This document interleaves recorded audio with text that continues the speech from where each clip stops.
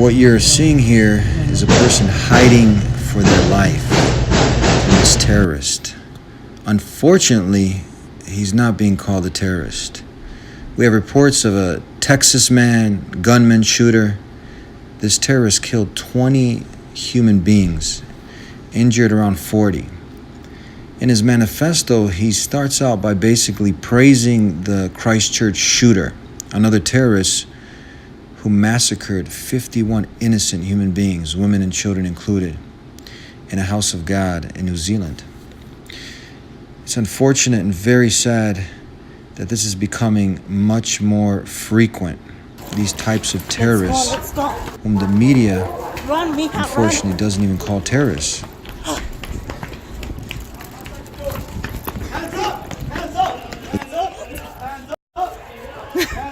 Hands up, Mama.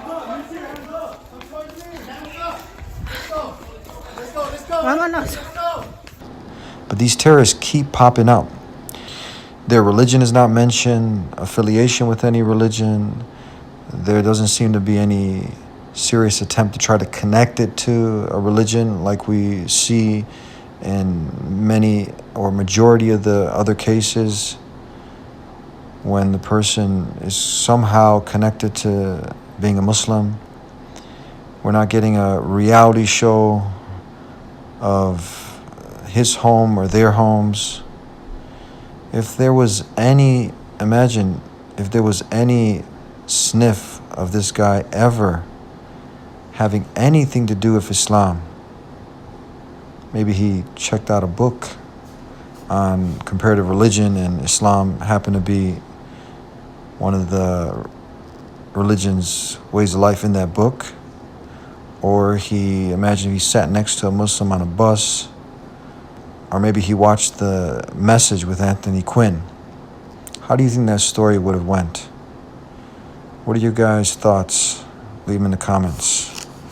Greetings of peace. Assalamu alaikum. It is a statistical fact that Muslims do not commit most acts of terrorism, domestically or globally. It's statistical. You can't argue with it. It's objective research data that Muslims do not kill more than other faith groups and that Muslims do not commit most terrorist acts or mass shootings in the United States. However, the way that a San Bernardino is treated as opposed to a Las Vegas puts us in a situation in which we feel like at times we can't win. Because we have to defend every lunatic that takes one life or 16 lives, whereas other groups of people are given a pass even when a person may be claiming their faith or belong to their group and could murder 60 people without anyone facing any repercussions for that. And our children have to bear the burden of that. And if you think about how unjust that is. Between the years 2000 and 2016, the white supremacists were responsible for more homicides than any other domestic extremism movement. And I will say that a majority of the domestic terrorism cases that we've investigated are motivated by some version of what you might call white supremacist violence, but it includes other things as well.